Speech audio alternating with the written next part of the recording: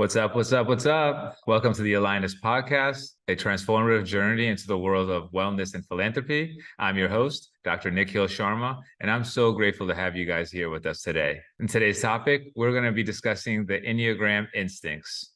For those that are new to the Enneagram, it basically is a way to help categorize and interpret the way people deal with their emotions and how they interact and show up in the world. It is broken down into 9 different personality types, which all have their distinct characteristics. In today's episode, we're going to be exploring the topic of the Enneagram instincts, or otherwise known as subtypes. And we are fortunate to have back our 2 guests.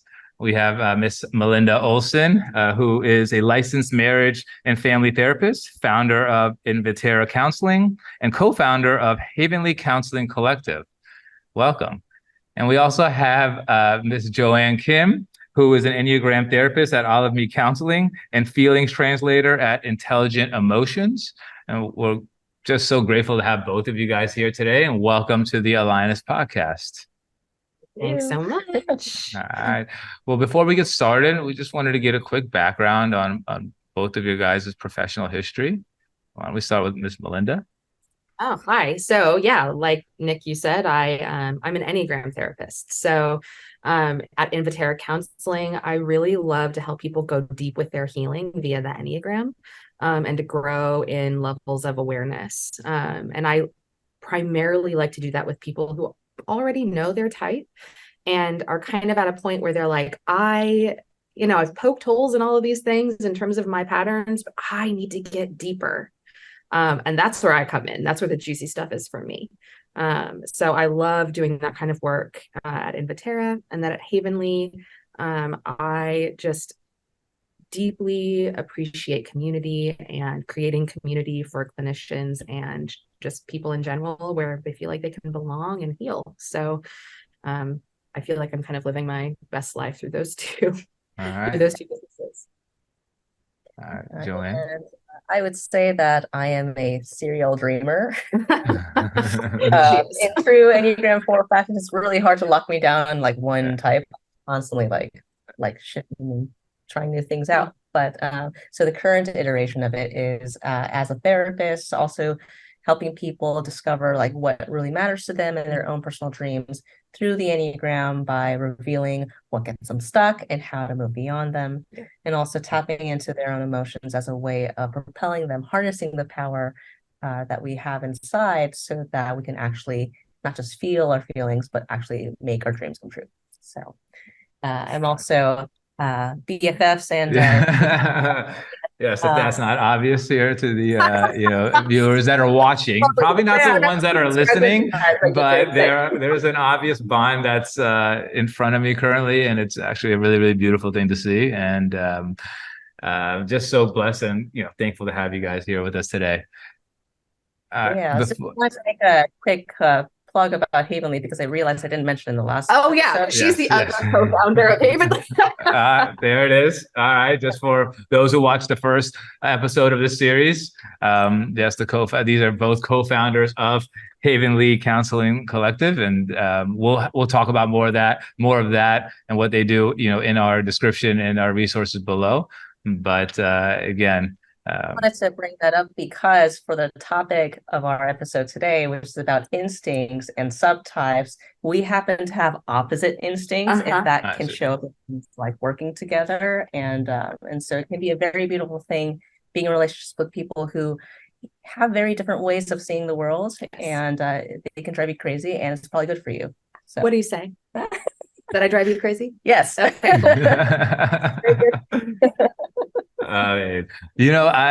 Speaking of this instincts, I feel like it's almost easier to first identify your instinct in a way than it is to figure out your Enneagram type, because there are 3 instincts, right?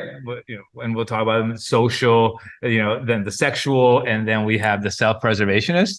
But when I figured out what my instinct was, it opened up like a whole new world, like a new layer of who I am. Because Yeah, I was like, okay, I'm a type 7. Great. That's who I am. But then for those who don't know, Joanne's been my Enneagram coach. And when she introduced me to the, instincts, and I found out that I was a social dominant and a self-preservation reserve, I was like, ding, ding, ding, ding, like, yes, like that. It just further defined, who I am and was, I would say, to better help myself moving forward. So we're really excited about this episode and getting people to understand what their instincts are. So, what are the instincts, the 3 instincts of the Enneagram, and, kind of how do they relate to the 9 types of Enneagram personalities? It's 1 through 9, 4 types. If that's if they describe kind of the motivations of why we do what we do, the instincts mixed with that type kind of show, like display how those behaviors show up, or like how that type shows up, or where it's directed. So you have the self-preservation, social, and sexual instincts. When you mix those instincts with, or the dominant instinct, or the one that you overdo with your core type, you have your subtype. So our teacher would want to emphasize that instinct and subtype are different things. And so we'll talk a little bit more about that too. But yeah, really the instinct, the way it shows up in your core type is when you look at somebody of that type, that's kind of behaviorally what they do, or how they direct their motivation outward. So I gotcha. I would describe it, the type, as being the raw firepower, and then the instinct being the barrels of a cannon in directing where that energy gets pointed. yes. And so regardless of type, you will find some patterns based on our dominant instincts. So each instinct tends to have its corresponding themes that often take way too central of attention at the expense of us focusing on the other areas of our lives. Right. These are all built into other brains. And so our instincts are the things that show immediately, whereas our emotions are like going a bit slower than our immediate instincts, and our thoughts are even slower than our feelings. Absolutely. Which is slower than our instincts. Right. So these are reactions that happen absolutely immediately. Yeah. Without ever thinking about it. It just like poof, lizard brain. Lizard brain. Yeah. I got you. So how would someone that's new, like to the Enneagram, and trying to figure out their instincts, how would we identify what our dominant instinct is? Great question. I feel like you're really good with the metaphors. So I think the process of finding our dominant instinct is similar to how we find our type, is that when the instinct gets described as like, yeah, that sounds like me, then chances are that's more likely within your autopilot. Whatever is your repressed instinct is the one that tends to elicit the most like confusion or the most disgust, because like it's shoved in the closet. It's in your shadow, right? So it's the thing you just underdo. Your dominant instinct tends to be the one that's like, well, yeah, isn't that how other people see the world? Isn't this how the world should see it? Like, why don't you see the world that way? Right. And because the instincts focus on like specific arenas where we focus our attention, it's easier to find our instincts and therefore our subtypes than actually it is our type. So when we talk about social instinct, what is that commonly being referred to? If somebody was a dominant social instinct, what is their personality reflecting in that sense? You can take this, though. I feel like Nick probably has more to tell us about social instinct. Either of us, we have each instinct present here. Yeah. We have a social, a sexual, and a self-preservation. Yeah. So I will say a bit of the social instinct. You tell me. You check us. Yes, for sure. That's why I started with social first. As a means of survival, the social instinct tends to focus on the group or the collective, the herd. And the main themes are around belonging, status, image, position, influence, etc. So it's basically like, how can I make sure I'll be okay by focusing on where I am with respect to the group? Exactly. or how the group is doing Yes. is connected to how I'm doing. Mm-hmm. And so regardless of type, the main areas of attention are around like who's on the inside or the outside, who's at the top or bottom, who has power, who doesn't have power. So the themes that tend to stand out more are things related to like inclusion, belonging, exclusion, exile, power, power dynamics, like who's being taken advantage of, the social ladder or the hierarchy, who's more popular, etc. It's just whatever those themes are combined with each type's motivation mixed together. Sometimes it amplifies the end result. Sometimes like sound waves, like sometimes it ends up like amplifying it. Sometimes it ends up canceling each other out. And sometimes there's this weird dynamic that comes up. Yeah.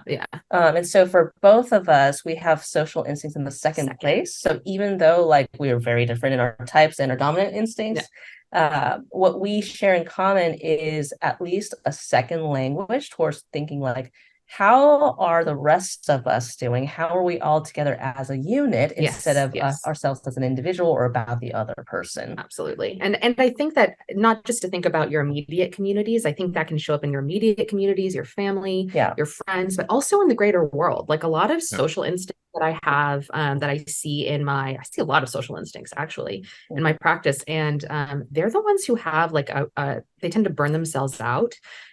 Because they have a great concern for justice or power, people having power over, et cetera, et cetera. Like they have a keen awareness of the haves, the have-nots, and how like the social structure is being affected, and how it can be, made better. Yeah, I want to say, like, from my own experience, I feel like there's an element to me where I feel like, I wanted to be the go-to person for the entire group in terms of I would always want to show up again for these events, or I would create the events to go out and make sure we're all having a good time. But I think there'd be like a subconscious thing where it would be me. I'm the one who organized it. I'm the leader in this power structure that's there. And I think I didn't initially, consciously realize that. But I think now, as I've been putting in a lot of personal work, I've realized there is a subconscious drive that being a social seven, that there is a lot of ego that comes into play. Yeah. And actually socials tend to struggle with what we call the God complex. And again, that's differing based on type, but I mean, I'm even thinking of type 9, like a social 9, like even though you wouldn't think, oh, they have pride in a God complex. It's like they will overwork themselves on behalf of the group, probably with that mentality, right? Like it's like I have to make sure that things are going to be okay, or else like the world's going to fall apart. And it's on me. Right. And how this developed for me now, as I reflect, growing up, I was an only child. My parents were working a lot. So for me, in order to survive, I had to friend a lot of different people. And those friends became like my brothers, my sisters, and I began relying on them because, my parents were busy with their work. I didn't have any siblings at home. So naturally, to survive, it was for me to go out and be social and live in that kind of life, and so it just grew from there. Absolutely. And I only child to only child, I get it. Yeah. There you go. All right. But yes, perfect. And so that's a great segment about how social dominant themes can be, how we can see if we relate to being a social dominance. And now let's talk a little bit about the sexual dominant instinct. How does that show up? Gladly. I love it. Yes. Beautiful. So that's an example of how the sexual instinct shows up. So, I mean, I think we're talking about themes, but one thing I will say about sexual instincts is that they tend to be it's a very energetic instinct. Like you might even clock me if you knew anything about the instincts, you might be able to clock me as a sexual instinct. I'm dressed a certain way. I lead with just a lot of energy and exuberance. woo, if you're familiar with Strengths Finder, is like one of my number one top strength. I think that's something that a lot of sexual instincts would probably also, feel like have that. That we kind of be charismatic, and we bond intensely with like one or two people. Chosen people. Very chosen people. Chosen people, I see. Chosen people. Blink twice. Blink twice if you can be rescuing. No, that's good. You perpetuate the species, right? Like you one of the ways, right? Like you bond closely and in intimacy and intimately with chosen people, and grow that depth of connection in order to survive. And so that really is the sexual instinct. It's not just about sex. The other way to put it is the one-to-one instinct. Yeah. We tend to be intense, big.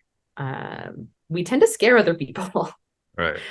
Depending on type. But yeah, a lot of energy. So the contrast between social and sexual instinct is that social dominant folks in their relationships tend to have a relationship with the group as a whole and less so individual relationships. Yeah. Whereas sexual dominance, and especially those who are social repressed, tend to like zero in on one person as if no one else exists. Nope. Yeah. So, and I like energetically, socials tend to be like, if like a spotlight, like if we think of a spotlight, it's like everyone. Oh, that's diffused light. Yeah, it's like a diffused, like a wide, like a wide lens. Whereas sexual instincts are like laser. Yeah, we're laser. When I think about sex, I typically think about power, but this is something different, when you're thinking about like instinct, it's like more one-to-one, like effective, like about bonding. Dedicated. Different kinds of bonding. One is more about like influence on a like higher like bird's eye view level. This kind of power is more like it's more dynamic, and so like it's like a dance, like the interaction with people, where like the social instinct happens to rely more on like customs and norms, things that are more outsourced, systems, structures, etc. Sexual instinct folks tend to be more like in the moment, like it's spontaneous and expansive. There isn't particularly a set plan. No, there's not. No. Kind of like be so present and engaged in the moment, and you just kind of roll with it. With that other person, right? It really is all about that deep, intimate bond. How can I know you? What are you about? This is probably the reason why I became a therapist, really. Nosy as hell. But I really, really want to get to know people on a super deep level and bond and connect. And that is sexual instinct. How about competition? Oh, yeah. We tend to have another theme for sexual instincts are we tend to be competitive. So if somebody were to get in the way of the bond that we've created with our special people, there are extreme actions or feelings that might come up on behalf of securing and protecting the bond. It may or may not include desire to off somebody to make sure that I can see a lot of vengefulness that's coming out right now. Out of thought. Well, I'd love to tell a story about how I found out that I was a sexual instinct. I bet there's a lot of good stories with a person who's got a sexual dominant. I'm now thinking about like there is a lot of interactions that have probably occurred in your life. Jealousy, right? That would bring, that's what we see on the surface, but the part I think that's driving that from behind the scenes is just as much as there's like chosen people, it's wanting to be the chosen person. We want to be wanted. Very exclusive, and like this space like is very sacred. And so like anyone else who enters into the space is a threat or a rival. And so it's kind of like, I mean, the great part about it is, and what we can learn from those who are sexual dominant is like the purity and the sacredness of that kind of bond, especially in this world where there's heavy emphasis on the social and the self-pres instinct. And like you have to be rational, you have to like make sure you're taking responsibility for things, like everything needs to be planned, and things like that. And I think a lot of the good aspects of the sexual instinct gets buried. That we actually need to revitalize and experience as a collective. She's Usually people who aren't sexual dominants, and especially people who are self-preservation, sexual repressed, tend to feel very scared by sexual instincts. And so it feels very like, I feel very loved right now because I agree. Like, I think that the positive aspect of sexual dominant instincts, especially for women, get underplayed, right? Because it's a very direct, power forward, in touch with anger, lively instinct. And women are kind of expected to be a certain way. Yeah. So a lot of negative adjectives, a lot of them, towards sexual dominant folks get very projected onto. Usually by people who are sexual repressed. Yes. So we'll talk about repression later. Yeah. So yeah, I both love and hate being a sexual dominant, but I think that's probably an experience for every dominant instinct. Right. But yeah. All right. For more resources on the Enneagram and to have access to our AlignUs blog, to have more insight on today's podcast, please visit us at www.alignusworld.com, and make sure you follow us on our social media platforms on TikTok, Twitter, Facebook, and Instagram at the handle @AlignUsWorld. And make sure to energetically donate to our YouTube channel by hitting the like and subscribe button. That'd be greatly appreciated. And remember that as a large collective of positive energy, we can help awaken each other to live our best life. Now back to the podcast. Now we come to self-preservation. Yeah. So as someone whose dominant instinct is the self-preservation instinct, which is highly celebrated, it's harder for me to see the shadow sides of the self-pres. Usually those who are on like the receiving end feel it the most. But the self-pres instinct is mostly directing one's attention towards oneself. So it's very guarded, very internal. So it's the non-relational instinct compared to the social and the sexual instinct.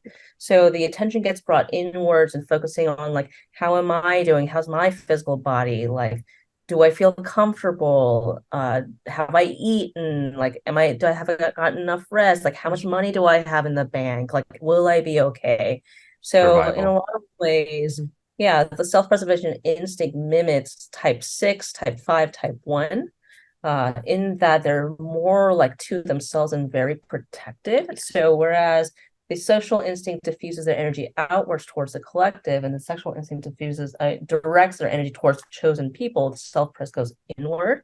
So often self-pres folks have really hard time in personal relationships, whereas in the professional realm, they get rewarded for that, because a lot of professional settings are like, don't lead with your feelings, make sure you get your work done, be productive, very efficient. The self-pres instinct tends to focus on safety, security, predictability, order, etc. And it's like wanting to make sure that everything is streamlined and efficient, that there's a specific place where everything goes. So those who are self-pres dominant can be very, very controlling, while justifying it that it needs to happen because it's more efficient, more effective, like whatever. And so we can be very rude, but mostly like it's not like on purpose. It's more that we haven't considered the rest of y'all. Yeah, I'd say it's probably more selfish.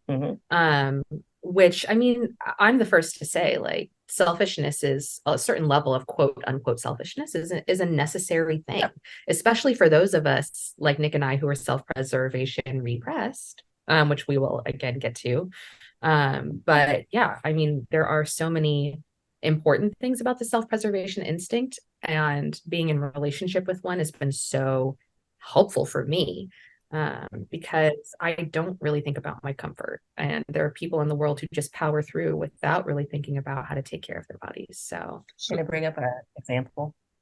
Yeah, well, he's gonna, of course. Yeah, no, I was actually going to ask you if you could bring up a great a tangible example with my purse. Yeah, sure, good. So the other day we went to a restaurant to order lunch.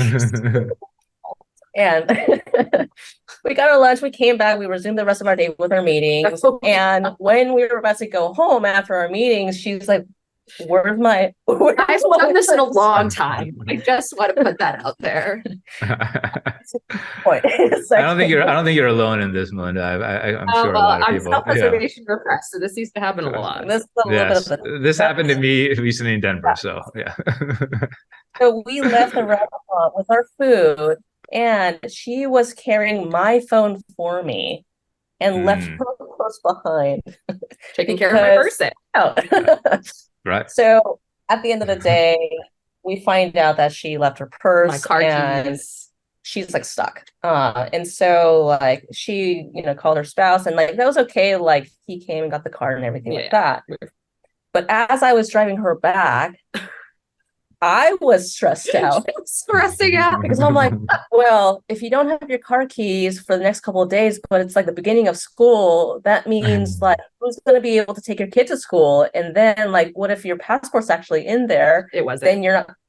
And this is stuff that the self-pres instinct does in anticipating and projecting the cause and effect. Yes. So I was stressing out more than she was. Yeah. I was like, I'm fine. Why are you? Because her attitude was like, I'll figure it out as I go.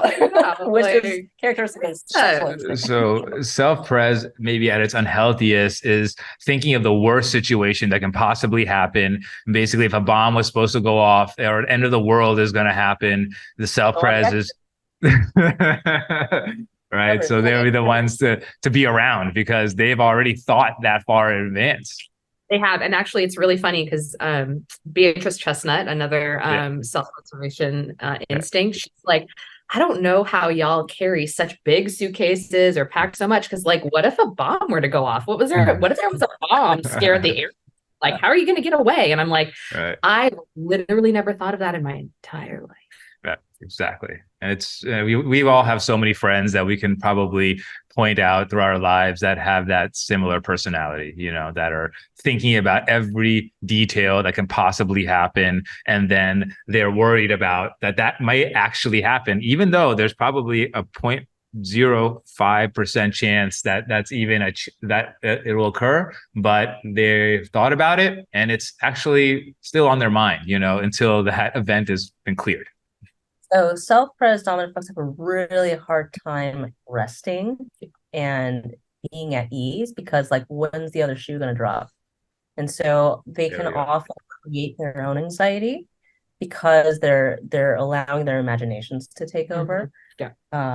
So it's been very helpful for me to have someone who would give me direct feedback, be like, hello, like I still exist here. Right. Yeah. Yeah. Like she feels like she has to take everything on herself and organize everything herself. It's the certainty, the need for certainty and order. Yeah. And so for our viewers and audience members, it's important that when you're learning about all these terms like social dominant, self-pres dominant, sexual dominant, it's important that at our best, our goal is to have a balance of all three, that we are aware now that, hey, this is what my dominant type is, and what can, what the benefits are of having that as your dominant, but then what are the things that can set us back, or what does an unhealthy version of that dominant look like, right? So is the world as having 3 languages and only 3 languages. Like each dominant instinct only speaks out of their dominant tongue. And then the second, whatever's in the second place, it's like, it's kind of similar enough. I think I can kind of wing it. So it'll still get the job done, even though not as effectively as speaking to another person for whom that is their mother tongue. And who, when speaking to someone who doesn't speak that language at all, that's kind of where a lot of the rub is. Yeah. So like you said, like the goal is to find out that we have our own go-to language. And if we learn the other ones too, that will smooth out a whole lot of things. Absolutely. Like skip over a lot of unnecessary stress. Yeah. And I'm wondering if you want to talk about sequence, but go ahead. No, we can talk about sequence. I was just thinking about how once I found out what my dominant type was, the work really started coming in is when I figured out what my reserve type was, and so once I realized that, hey, I'm a social first, I'm a sexual second, and then when I realized I'm a self-preservation reserved last, that, again, tied it all home for me, because I've spent a lot of my life caring for other people and wanting their success, making sure that they're okay. I mean, I went into being a physician because I wanted to help others. And then what happens is that can come at a cost, especially when we aren't balanced, especially when we're overextending ourselves, which sevens tend to do a lot. But I think a lot of people in the world these days, especially with the way mental health has gone and it's kind of deteriorating, we're often being pulled in numerous directions, at jobs, at homes, relationships, whatever they may be. But what that starts happening is that your own needs aren't being met, and they get met less and less. And so that's what I realized what happened with me, was that I've always did everything for the team, whether that was at work, at the hospital. I would be like, oh, it's COVID, or whether it was COVID or not COVID, when they wanted me to pick up an extra shift to help out the team, I'd be like, okay, sure. Like, let me help out the team. Right. And then before I knew it, I was working 6 weeks in a row, because the way we worked was 1 week on, 1 week off. So if I picked up my week on, then I would automatically be on the following week, because that was my normal shift. And so, you realize then that eventually takes a toll on you, and you're not sleeping well. And I ended up getting burnt out. And, that's kind of how it all fell apart, for me at that time period. And so once I realized that, Joanne, who's done, again, a fantastic, amazing job, truly blessed to have her along this journey. And she started to help me work on my self-preservation, because that is what's reserved for me. And I was just telling her recently, when I did this, again, just for everyone out there, this journey is not easy. It is going to come with triggers. And so recently I've started a company. I made a transition from being a physician to owning a tech company, AlignUs. And we're in the phase of developing an app. And I was in India, and I was, getting my feet on the ground there and trying to figure out which company to, sign with. However, me and my friends were supposed to go on a trip to the Dominican Republic, and and I was all looking forward to it, and I was extremely excited. However, I realized, that I need to stay in India a little longer. I'm actually a part of a startup, and this is, I didn't realize once I made that commitment earlier that this part would be happening now, like the app development would be occurring now. But it does, it happens. And so that's what happens in these startups. And so I had to make the decision of not going on this trip.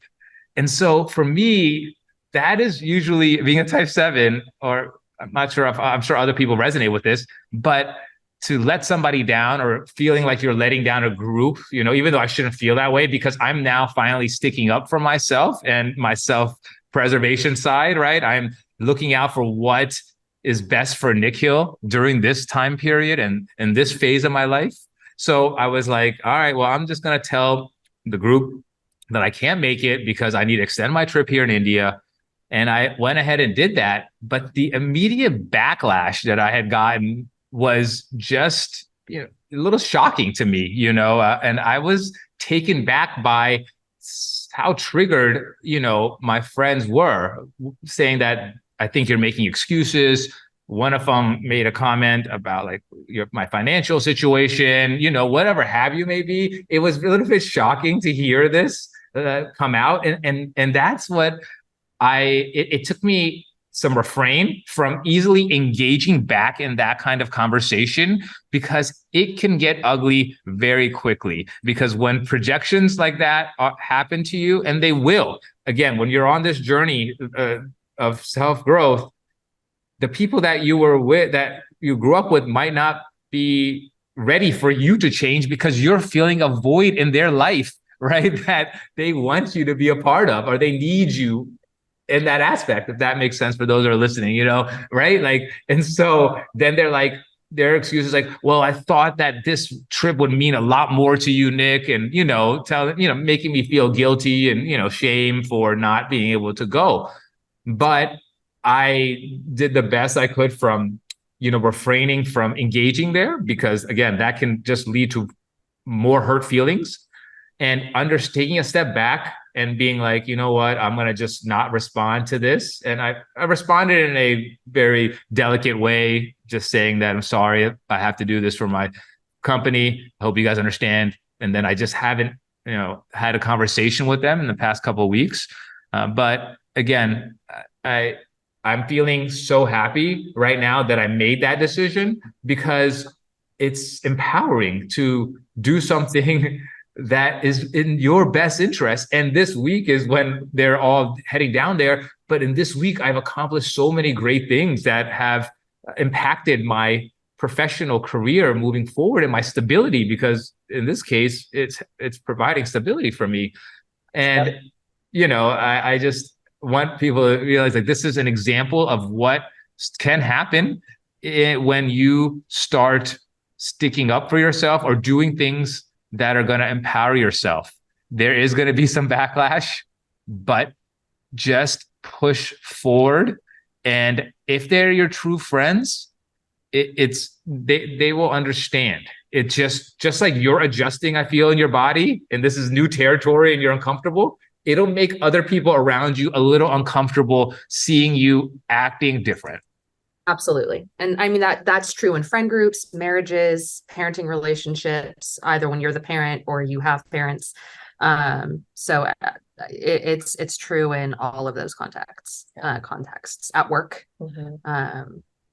Just think about when you try to leave relationships and all of a sudden, like, because in your heart, that this is not working, but then the other person unloads on you saying that, it's your fault, this hasn't worked. Or, like, it's so easy for when you change or try to change, the triggers that other people start exhibiting, they become nasty. And it's so easy for us to start doubting ourselves after that, being like, you know what, maybe it is it my fault? Oh, okay, yeah, maybe let's give it another try for the third time, fourth time, and maybe it'll get better this time, right? And it's like, for people who are so used to us filling a certain role, exactly, they're living from their dominant instinct, whatever it is, yes, in their lizard brain. And so, like, if you challenge them of what they're doing and they haven't done that work yet, they're not going to be able to hear you, because it's so immediate and so reflexive. Absolutely. And so, like, that is the cost and the risk of anyone who's on their own personal growth journey.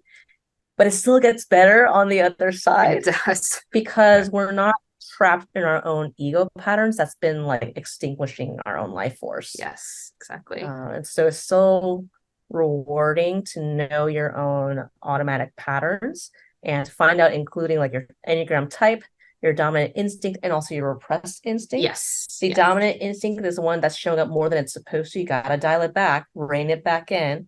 And then the repressed instinct is the one that really needs to show up more. Needs to be nurtured. Because it actually holds the key to whatever it is that you're really needing. Yep. So absolutely. we need to actually summon that forth. Yes. And actually, when we do instinct work, and I know that's true for Joanne too, we tend to focus on repressed instinct first. Because I like that work because it's all about nurturing that instinct, right? It's about bringing it forward. It's about developing it and, like, calling it forth into your life. I like that a lot. Nurturing that instinct. You're right. Well, look, I feel like as we're coming to the end of this podcast and this topic, and we can go into this topic in so many different ways, but I feel like there's a good basis, that people can start understanding or figuring out what their instincts are. So what are some key takeaways that our viewers and listeners can take from this podcast, and how can they try to implement that in beginning their own personal growth journey? Can we start with just talk about bringing back the dominant instincts?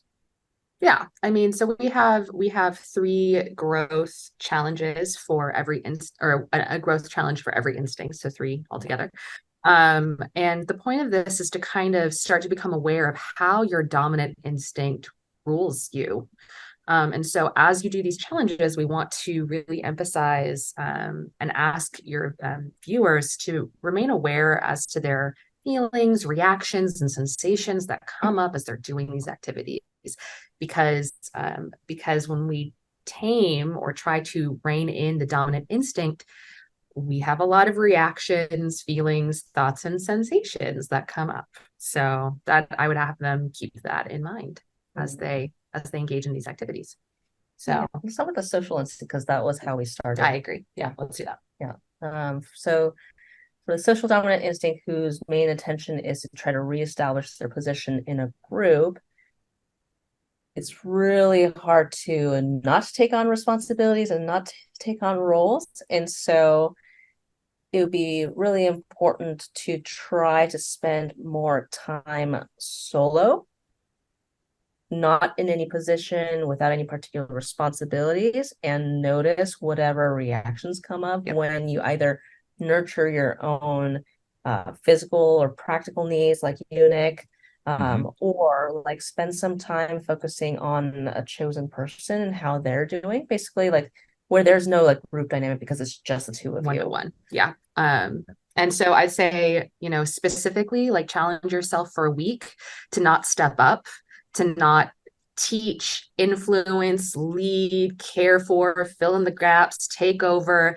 like any of the ways that your social instinct makes you significant in the group or helps the group go. Step back from that. And focus on the things maybe that Joanne mentioned and see what comes up for you. Yeah, take a more passive position. Let someone else fill in the gap. Don't bake the cookies for the group. That was literally from a session. Don't do it. I like that. Don't do it. So that would be our challenge.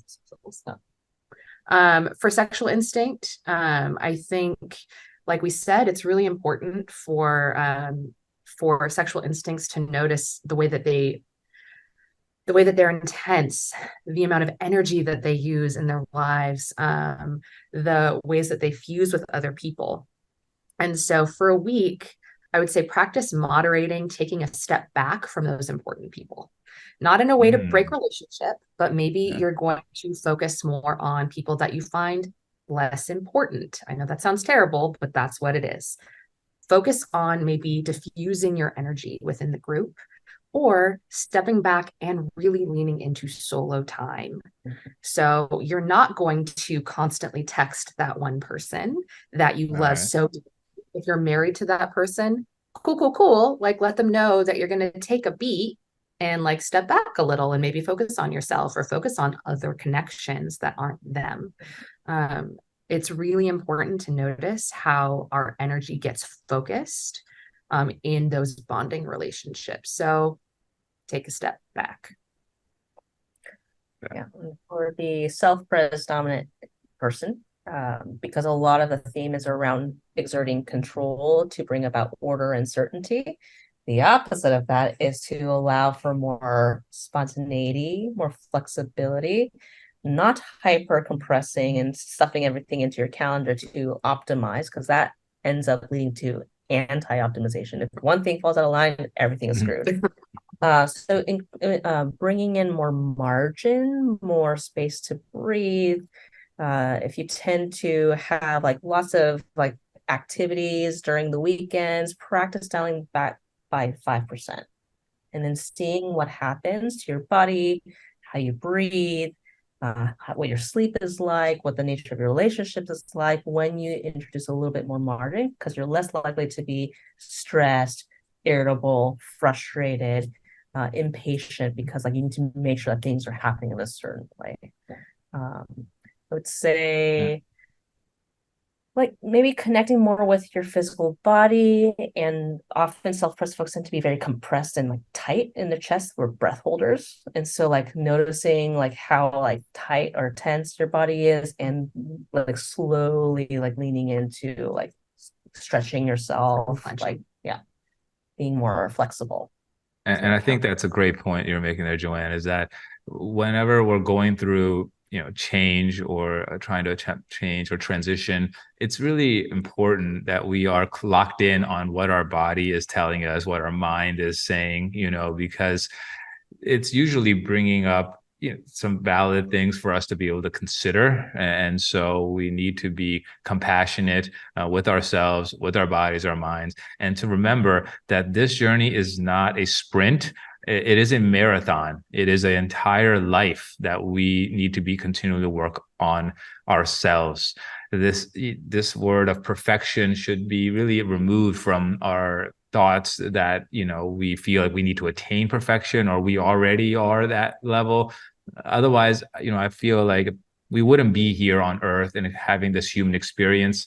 If that was the case, we're here, and we need to understand that we're not perfect, and it's about tuning into who we are, tuning into our bodies, our minds, and then understand that we can improve ourselves and become better humans. And we need to just create a toolbox that's going to work for each person, and everyone is different. There's billions of people out in the world.